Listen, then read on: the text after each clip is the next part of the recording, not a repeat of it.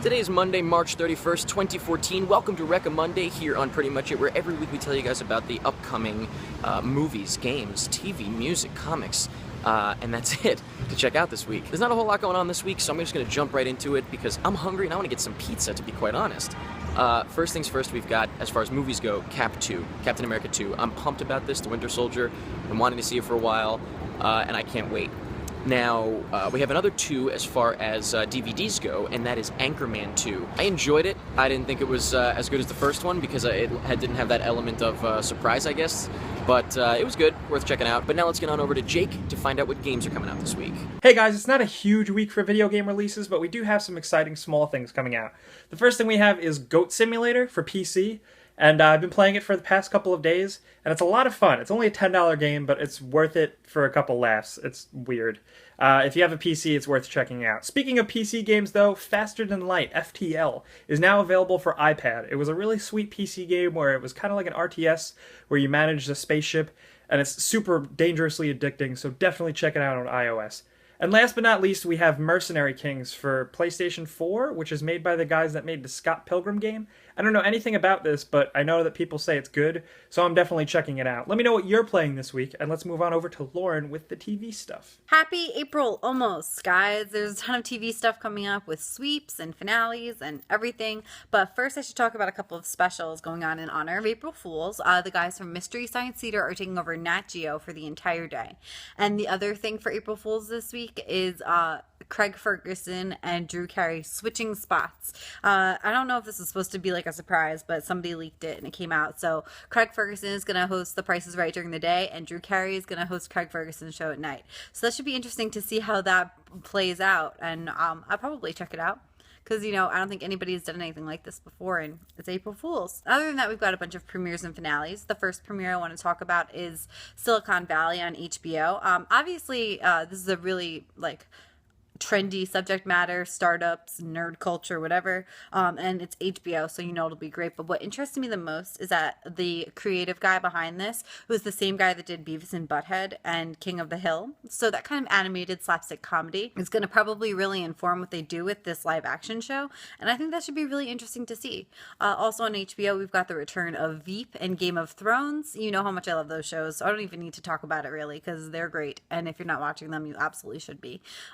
The other big returns this week are Inside Amy Schumer on Comedy Central. I talked about Comedy Central last week. They've been hitting it out of the ballpark or something sports related with their shows lately. The other big return is the Mindy Project on Fox. This show is great. I love it so much, and it was just on a really long hiatus, and I'm so excited that it's finally back. It is renewed for next season, so the long hiatus was not an indication that Fox doesn't have faith in the show. It was just that they wanted to do some experimenting with Brooklyn Nine-Nine's placement and probably get around the weak new girl narrative thing that's going on lately. I can't even talk about that right now. Other than that, we've got a couple of finales. Most notably, we've got Shameless and House of Lies on Showtime. I've talked about both these shows before. They're great. And finally, I would be remiss not to mention the How I Met Your Mother series finale. I watched this show from the beginning because I love Jason Segel from Freaks and Geeks. I loved Allison Hannigan from Buffy and American Pie. And I was really attracted by the cast at first, and then the show really kept me around with its in-jokes and its narrative style that kind of broke the mold for a regular sitcom. And there are a ton of theories going around out there, so I might as well share around with you guys. This is not how I want it to end, and if this is how it ended, I'd probably be pissed, but this is what I think is going to happen.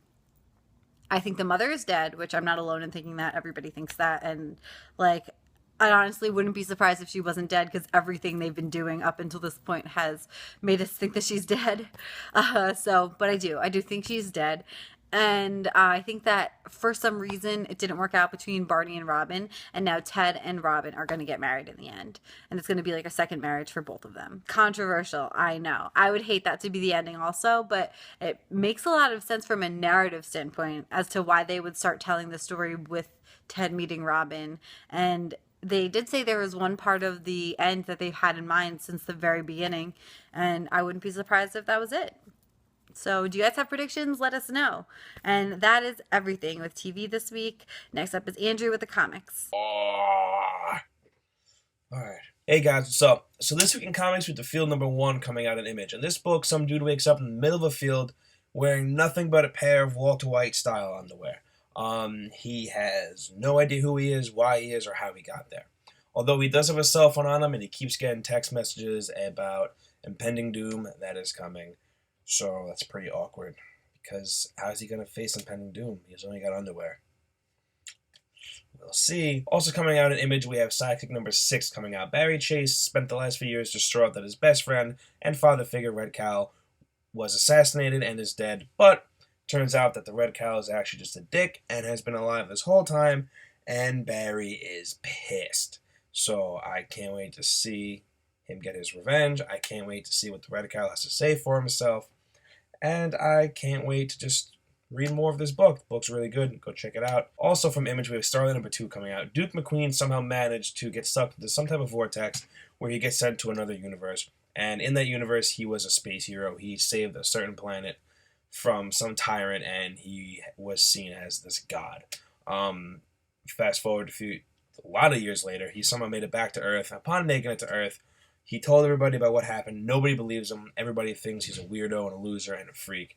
But he does end up getting married and having kids. And unfortunately, his wife does pass away when he grows a little bit older. And his kids really don't seem to care much for him anymore. Well, as much as they should. And he just has your typical, I guess, movie, like, meh, old man life where he's just bitter towards everybody. And he's just a grumpy old Gus. And at the end of issue 1, a spaceship lands in his front yard. And I guess that's a spaceship that takes him back to this planet, back to space, where he can go back and be the crazy, cool, young, handsome space hero that he once was. Also coming out this week, we have Superman Red Sun. This is actually a reprint of a book that came out back in 2003.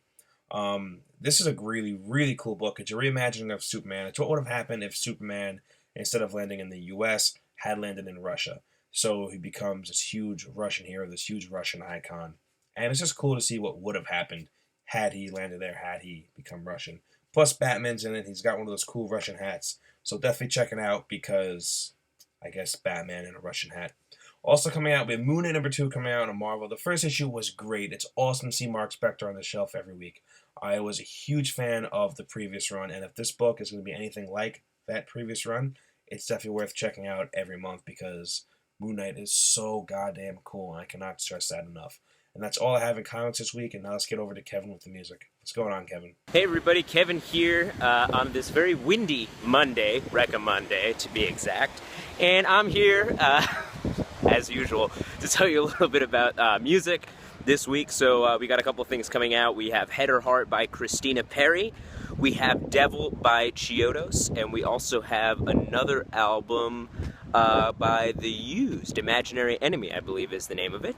So if you are interested in those two sort of metal groups, or Christina Perri, this is your lucky week, and I congratulate you very much. Thanks for tuning in, and I will see you next time. Ah, that's hot. And that's it for your movies, games, TV, comics, and music to check out this week. The giveaway winner is flashing on the screen right now. Don't forget, this is the week that we are not doing PMI, and if you didn't know that, then you didn't see the last episode of PMI, in which case you probably don't care. Thank you very much for watching. I hope you have a great week. I'll see you again next Friday, or actually next Monday, I guess, right? And that's pretty much it.